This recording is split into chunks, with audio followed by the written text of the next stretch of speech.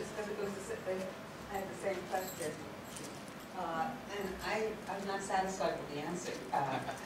I think there continues to be on the panel a certain, well, I don't know, maybe it's not fair to call it naive, but I don't understand what, I can't share your confidence. I don't know I don't know what your confidence is based on, that the internet has more power to do good than bad, that science will win out. I think that these are assumptions that may have, they may have prevailed at some point in time.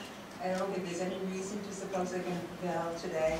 I think the tobacco industry is an example that you can cut either way. It did manage to, was responsible for the deaths of millions of people by deferring action.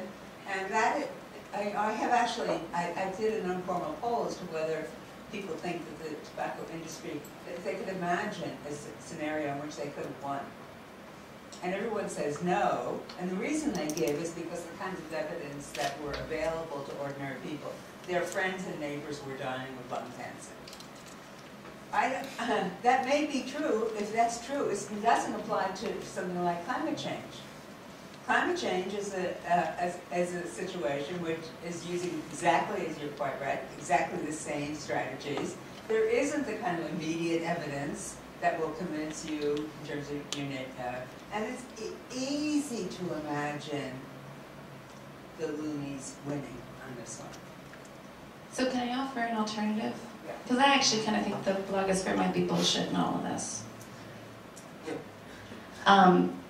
So what I've really been fighting for with my academic society is, and something that's really been a challenge is, I think that scientists need to be more vocal about many of these issues. And the academic societies especially have resources to do some really tremendous public policy campaigning. And that's something that people like Jenny McCarthy, some of the wackaroos, the Huffington Post, are really good at. It's really good, attractive, official-looking marketing paraphernalia. And the academic societies have that same ability. The problem is that if you're someone like me, when you come up to year 6, and you're ready to start to be judged on your accomplishments, and that's part of being trivially Googleable. You know, when my tenure committee sits down and Googles what did Dr. Isis's real name do, I don't want them to find 20,000 blog posts and 30 peer-reviewed publications, because the 30 peer-reviewed publications are going to be way at the end.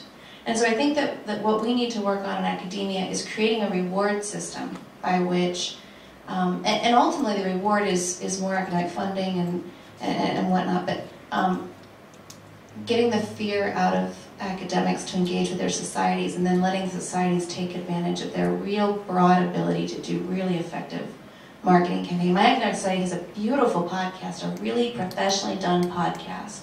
But if you're an academic spending your time on it, the perception that you're not being scientifically productive is very high. So that's kind of my perspective on the blogosphere is great, though. Well, I think the important one is again, sort of what I was saying, Chris, the blogosphere is less important than it thinks it is. It's great fun to be in it, it has important roles to play and influence, but it's not, it's not the dominant driver of media, of policy, of opinion, of all this sort of stuff. In some ways, it's a reflection of opinion and ideas and so forth that's being developed. It did drive ClimateGate, it did drive Ralligate. There are some things it does very, very effectively, and there's some things less so. I don't think you know how important. That may be true, but there are two things. First of all, you said, we are naive in assuming it's a force for good. I think what we're all pushing back on, in part, is the assumption that we saw in the formation of the conference that it's, a force for bad, or places at great risk for things that are inimical to science, to affect science communication in a bad way. And I certainly don't think that, and I want to push back on that. It's a separate question to say, well, all right, if it's not bad in that way, is it good in either fostering science communication, or improving civic discourse, or improving science literacy, which is a phrase I hate, or this public understanding, or engagement with science, whatever you want to use. And I agree with you, those are very, very open questions. But, the blogosphere is also, what, 8 years old, maybe? 2002? Yeah, I think 2001. 2001, all right. For one lousy year, you make a liar out of me? You're entirely right that it is too soon to tell.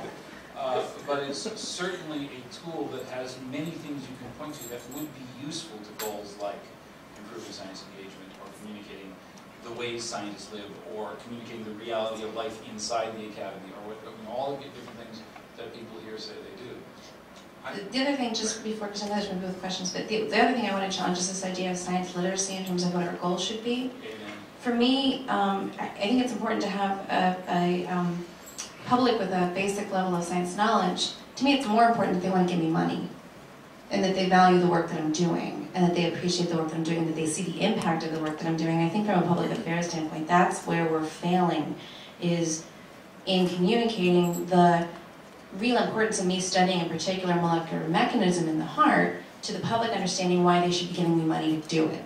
And when Sarah Palin made that whack-a-loon comment about Drosophila, a really important scientific model, but nobody counted her. So, anyway. I think we're going to continue these discussions in the next half hour, so let's take a quick break and then we'll come back in about 5 minutes and